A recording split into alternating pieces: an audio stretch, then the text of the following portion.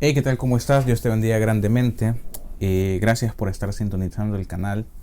Este sería el estudio acerca del último capítulo de la carta del apóstol Pablo hacia la iglesia de Tesalonicenses, es decir, el capítulo 5 de Primera de Tesalonicenses.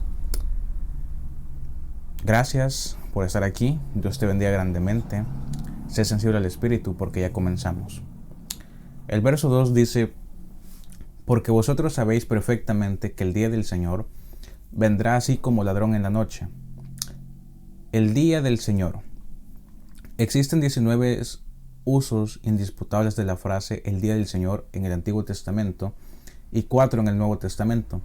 Los profetas del Antiguo Testamento escribieron acerca del día del Señor para describir juicios históricos próximos o juicios escatológicos, es decir, juicios que tienen que ver con la época o con los tiempos finales, además de juicios divinos lejanos.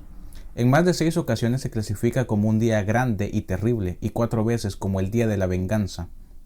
En el Nuevo Testamento lo llaman como un día de ira, el día de la visitación, y aquel gran día del Dios Todopoderoso, del Ser Omnipotente. Se trata de juicios aterradores y justos por parte de Dios contra la pecaminosidad abrumadora del mundo. El día del Señor futuro, que desata por completo la ira de Dios, tiene lugar en 2 periodos. Número 1, al final de la tribulación de 7 años, que es donde estará gobernando el anticristo. Y número 2, al final del milenio. Ambos días están separados por 1000 años terrenales, literales, y Pedro se refiere al final del periodo de 1000 años en conexión con el día del Señor al final de los tiempos. Aquí el apóstol Pablo se refiere a ese aspecto del día del Señor que concluye el periodo de la tribulación. Ahora, menciona el apóstol como ladrón en la noche, así vendrá. Esta frase nunca se usa con referencia al arrebatamiento de la iglesia. Se emplea para aludir a la venida de Cristo para juzgar en el día del Señor, lo que en hebreo se conoce como Yom Yahweh, al final de la tribulación, que se distingue del rapto o arrebatamiento de la iglesia, y también para ilustrar el juicio que concluye el milenio. Para dar una idea tanto de la certeza como de la inminencia de dicho día, el griego original no dice vendrá, sino que por el contrario dice viene, como si dijera Cristo ya está llegando, Cristo ya está viniendo, ahí viene. Además, la construcción gramatical que vemos en el verso tiende a acreditar esto mismo, ya que dice literalmente como ladrón en la noche, así viene, o como ladrón en la noche, así está viniendo. Ahora en el verso 3 dice que cuando digan paz y seguridad, entonces vendrá sobre ellos destrucción repentina, como los dolores a la mujer encinta, y no escaparán. Paz y seguridad. Este es un texto clave. Al igual que los profetas y falsos maestros que en el mundo antiguo hicieron pronósticos fraudulentos sobre un futuro radiante y lleno de paz, incluso sabiendo sobre la inminencia del juicio de Dios sobre el pecado, así también lo harán en días futuros, justo antes del día final de destrucción del Señor, lo cual sucede básicamente en esta época, en esta era. Gran parte de la población, por no decir casi todos, creen que esto es una broma, creen que esto es un chiste, que esto nunca va a pasar, que la ciencia y que la tecnología ya tienen todo resuelto, que los gobiernos se están preocupando por nosotros y que nos espera un futuro radiante, lleno de armonía y de amor entre todos los seres humanos. Son las primeras personas que se van a desilusionar. Dice el apóstol como los dolores a la mujer encinta. El Señor utilizó esta misma ilustración en el discurso del Monte de los Olivos. Representa esto el carácter inevitable, súbito e ineludible, pero sobre todo lleno de dolor del día del Señor. Cabe resaltar en este verso que los malvados se creerán en paz y seguridad. Esta no es la paz verdadera, la de Cristo, sino como el mundo la da. También se sentirán o creerán estar seguros, donde el apóstol usa un vocablo destacable que es asfaleia. Las señales que anunció el Señor mostrarán que se halla cerca, sin embargo pasarán desapercibidas para los mundanos, para los inconversos, para los no creyentes, los cuales, al igual que en tiempos del patriarca Noé y en días de Sodoma y Gomorra, estos estarán dedicados a sus actividades habituales, confiados en su indiferencia y poca sensibilidad ante lo espiritual, despreocupados por completo en cuanto al juicio venidero, porque para ellos todo lo que tiene que ver con Cristo, lo que tiene que ver con Dios, lo que tiene que ver con el Espíritu Santo, lo que tiene que ver con la Sagrada Escritura, es una idiotez, es algo que no vale la pena para ellos. Pero para todos aquellos que somos creyentes, que somos espirituales a mayor o a menor nivel, sabemos muy bien que lo que le espera al mundo no es algo bueno, no es algo positivo. Pero bendito sea Cristo, que primeramente Dios nos reuniremos con Él allá en el cielo. El apóstol además añade que cuando más seguros se crean, vendrá. O sea, recuerden que realmente viene. Lo explico en el comentario del verso pasado. Entonces, cuando ellos se crean más seguros, viene sobre ellos destrucción repentina, como los dolores a la mujer encinta, y no escaparán de ningún modo. Cristo mismo dijo, incluso aunque a otros planetas tú te fueres, yo te bajaré de ahí y te destruiré. El término griego aifinidios, que significa repentina, sale únicamente aquí y en Lucas capítulo 21, verso 34. El vocablo para destrucción es olestros, lo cual nos da la idea de ruina total e inevitable, la pérdida absoluta de todo lo que le da un valor a la existencia misma. Ahora bien, comparando, o mejor dicho, uniendo este verso junto con el verso 2, el Señor viene despacio, entre comillas, así lo interpreta nuestra lógica humana. No porque le cueste correr o porque quizás es lento para caminar, nada de eso. Él ya viene, está viniendo. La razón por la cual es, entre comillas, lento para su llegada es porque es paciente y hace uso de su gracia, su misericordia y de su amor.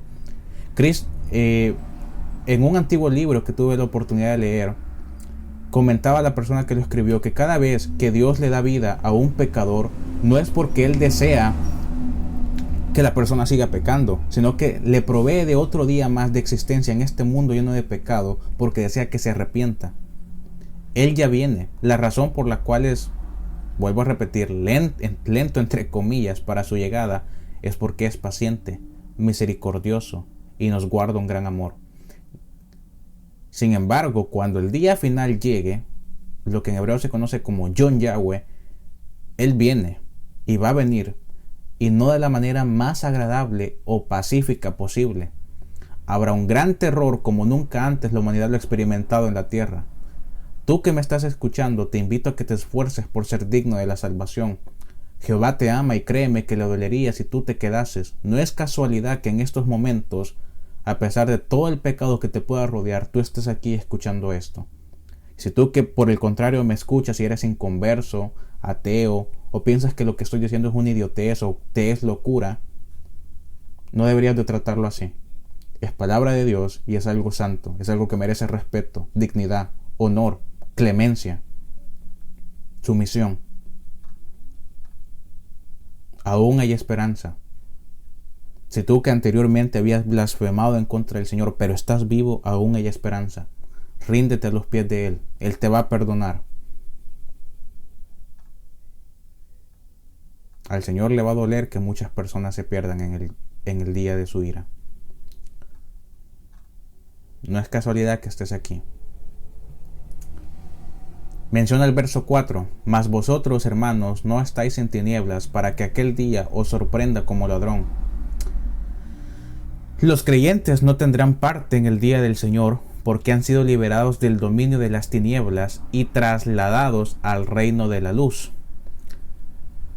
Jesús enseñó que el hecho de creer en Él disiparía por completo la oscuridad espiritual en la que hubiera estado sumida la persona. El contraste entre los creyentes y los perdidos o no creyentes es aplastante y el apóstol Pablo reseña sus implicaciones. Los creyentes no experimentarán la ira de Dios porque son diferentes en naturaleza. Los incrédulos están en tinieblas, absortos en tinieblas mentales, morales, sexuales, carnales, espirituales, a causa de sus pecados e incredulidad. Todas estas personas son lo que también se conoce como los hijos de Satanás, quien también es llamado el príncipe de la potestad del aire. Jehová los reprenda. El día del Señor los tomará por sorpresa y los resultados van a ser completamente fatales y letales. Las tinieblas es un término muy usado como símbolo de la ignorancia espiritual, del error moral y de una vida en pecado no confesada. ¿Confesada ante quién? Ante Dios. Las tinieblas es lo opuesto a la luz. No daré un comentario en específico acerca de los versos 5 y 6. Sin embargo, si me escuchas o lees estos versos, te das cuenta que tenemos dos afirmaciones y una pequeña, pero a la misma vez gran advertencia. No estáis en tinieblas y sois hijos de luz e hijos del día. Desde el momento en que aceptamos a Dios, somos transferidos del bando de las tinieblas al bando de la luz. Somos arrebatados de las garras de Satanás y somos transferidos a las manos de Jesucristo. Sois hijos de luz e hijos del día. Esta es una expresión que refleja el trasfondo judío del apóstol Pablo. En el lenguaje hebreo se utiliza la frase o expresión hijo de para identificar lo que es característico de una persona. Aquellos que somos del día debemos estar despiertos, sobrios, alertas y preparados. Es muy importante recalcar que hijos de luz es algo más que decir que estamos en la luz, pues da a entender que la luz es la característica distintiva. Los hijos de luz o los hijos de luz en efecto son luz, al igual que hijos del día son hijos de luz. Pero esto a la misma vez también indica que las tinieblas es noche. El verdadero creyente no es alguien que recorre día tras día una vida de pecado y menos de ignorancia espiritual. No vive en la esfera en donde reina el error moral y la maldad. La salvación siempre tiene tres dimensiones: pasado, presente y futuro. En el pasado fuimos salvos, es decir, justificados, cuando confiamos en Cristo por primera vez. En el presente continuamos siendo salvos, santificados, cuando confiamos constantemente en su palabra, cuando obedecemos sus leyes, sus normas, guardamos su ley, sus mandamientos, tanto en nuestro ser, mente y corazón. Pero además, en el futuro, seremos salvos, glorificados, cuando obtengamos el triunfo final del Señor. En estos momentos, en este presente, debemos esforzarnos por nuestra corona. En el presente, el Espíritu Santo sigue trabajando en nosotros. El cristiano sobrio es aquel que ha logrado el dominio de sí mismo, no en la energía de la carne, sino en el poder del Espíritu. Porque un verdadero hombre valiente, un verdadero guerrero de Dios valiente, es aquel que no solamente se vence día con día a través de la mente, sino un hombre valiente de Dios es aquel que literalmente, constantemente se derrota a nivel espiritual por la carne podrida que habita en nosotros. Ahora bien, el verso 8 dice: pero nosotros que somos del día, seamos sobrios, habiéndonos vestido con la coraza de fe y de amor y con la esperanza de salvación como yelmo. Muy bien. Coraza, esta es una palabra clave. El apóstol Pablo describía la vida cristiana en términos militares, en términos de guerra, como una vida de sobriedad o vigilancia, así como de adiestramiento y equipamientos adecuados para el combate, para la buena batalla. La coraza es una parte importante del equipo militar porque cubre los órganos vitales del cuerpo. La fe es una protección esencial contra las tentaciones porque es confianza en la promesa, el plan y la verdad de Dios. La creencia inamovible en la palabra de Dios es lo que nos protege de las flechas de la tentación. En el aspecto negativo del asunto, la incredulidad es lo que caracteriza todo pecado. Cada vez que un creyente peca es porque ha creído la mentira de Satanás. Jehová lo reprenda. En los versículos 16 al 22 del presente capítulo, Pablo presenta un resumen de las virtudes cristianas. Estos versos suministran los principios fundamentales para una vida espiritual saludable en declaraciones concisas y resonantes que, a pesar de su brevedad, dan a los creyentes las prioridades para la vida cristiana exitosa. Ahora bien, 1 Tesalonicenses capítulo 5 verso 19 dice: no apaguéis al Espíritu. Quiero que me pongan atención, por favor. El fuego del Espíritu de Dios no debe de ser sofocado con pecados. Los creyentes también son instruidos a no contristar al Espíritu Santo, sino más bien a ser controlados por Él, así como andar en el Espíritu Santo, por la senda del justo.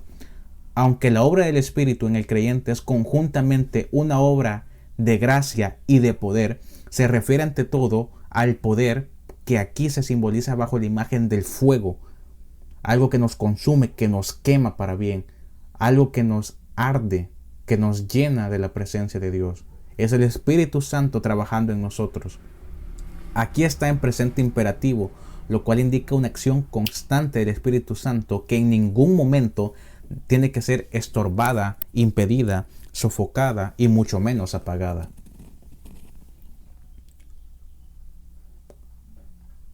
Ahora bien, antes de terminar, veamos lo que dice el verso 21.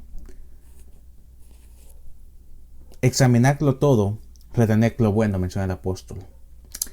Este llamado por parte del apóstol al examen cuidadoso y el discernimiento es en respuesta al mandato del verso 20.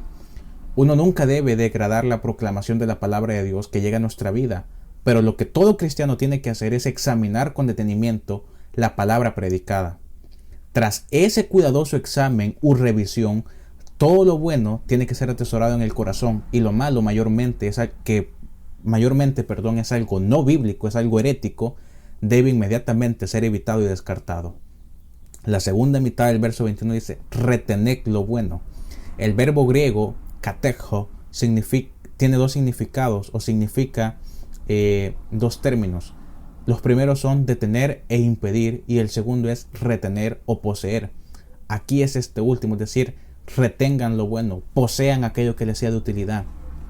El apóstol viene a decir, una vez que hayan puesto a prueba lo que el profeta, el predicador, el líder, el maestro, en época actual sería lo que el predicador, el maestro, el pastor, el líder, el anciano, el evangelista, el misionero, les haya dicho, les haya comentado, separen la escoria del metal y quédense con lo bueno, que en griego es tokalón, que es aquello excelente y provechoso para la vida del ser humano. Guárdenlo y reténganlo fielmente y firmemente, menciona el apóstol. El creyente no maduro, al carecer de verdadero discernimiento, corre un gran riesgo, un gran peligro de caer en uno de estos extremos. Número 1, criticar a la persona que comparta el mensaje, ya sea de manera verbal o escrita, sin conocer a fondo la materia. Y número 2, aceptar apresuradamente como algo bueno el mensaje impartido, ya sea verbal o escrito, sin antes pasarlo por el sedazo del discernimiento. Predicadores mal informados, pero con fama de, entre comillas, elocuentes, como muchos están saliendo en la actualidad, pueden causar confusión y un grave perjuicio en creyentes que en lo espiritual no han pasado de la edad infantil. Incluso entre nosotros los creyentes, recordemos que no todos poseemos el mismo nivel. No lo digo para hacer sentir más o menos a todo aquel que me está escuchando, pero esa es la realidad. Dentro del cuerpo de Cristo hay gente ignorante y gente inteligente, creyentes maduros y gentes que literalmente son bebés. Pablo dio un ejemplo en una de sus cartas cuando le reclamó al pueblo. Habiendo de ser ya maestros, no han pasado todavía de la edad infantil, de la edad inmadura, de la edad ignorante. Y así vemos hoy en la actualidad. Gente que lleva 8, 20, 30 años dentro de una congregación, pero que ni siquiera conoce las primeras 3 leyes espirituales. Gente que canta, que entre comillas está gozosa por recibir al Señor, pero que ni siquiera sabe cómo orar de la manera correcta. Este tipo de pastores, de líderes, de maestros, de predicadores y de profetas, entre comillas, o apóstoles como muchos se hacen llamar, son los que al final del día se encargan de introducir doctrinas completamente absurdas y horrorosas. Debido a su ignorancia llenan al rebaño de palabra vacía, y estos, desdichadamente, como no tienen un conocimiento auténtico, como muchas veces solamente leen la Biblia por leer, no la estudian, no la escudriñan, al final terminan o bien perdiéndose o bien muriendo a nivel espiritual. Un líder ignorante con un rebaño tonto y vacío desde ya ha firmado su destino, la destrucción. Antes de despedirme te dejo con unas máximas de esta grandiosa carta. Número 1. Comprende que una vida cristiana exitosa incluye lo siguiente: la obra que fluye de la fe, el trabajo que fluye del amor, la paciente perseverancia que nace de la esperanza viva. Asegúrate que tu vida se caracterice por ello. Número 2. Conduce tu vida manteniéndote alerta y conservando el autocontrol. Número 3. Reconoce que la santificación incluye la pureza sexual y el autocontrol a nivel moral. Número 4. Comprende que vivir en la impureza sexual constituye un rechazo absoluto hacia Dios y su palabra. Ahora bien, con esto no quiero decir que Dios no te vaya a perdonar. No quiero que se me malinterprete, no. Si tú has llevado una vida llena de impureza sexual, de adicción sexual, de pecado sexual, incluso dentro de los cuerpos de Cristo, en ningún momento te digo que Dios no te va a perdonar. No. No quiero que se me malinterprete. Comienza a levantarte. Levántate. Sigue adelante. Cristo está contigo. Y número 5. La iglesia debe de sostener un compromiso bíblico de pureza sexual. La actitud que produce un comportamiento sexual inmoral rechaza tanto a Dios, sus caminos y su palabra. Una persona que tenga estas 3 cualidades, es por ello que muchos ateos, muchos inconversos, católicos, etcétera, toda persona fuera de los creyentes nos toma como tontos, o nos toman como chiste o como burla, porque no es aquello que decimos, sino aquello que representan nuestras obras. Jehová te bendiga grandemente. Gracias por haber estado conmigo hasta este final. Pasarán un par de días y comenzaremos con el estudio acerca de la segunda carta por parte del apóstol Pablo hacia la iglesia de Tesalónica. Dios te bendiga grandemente. Ten una excelente mañana, tarde o noche. Se despide de ti el siervo Adonai Mendoza. Hasta la próxima, querido hermano o querida hermana.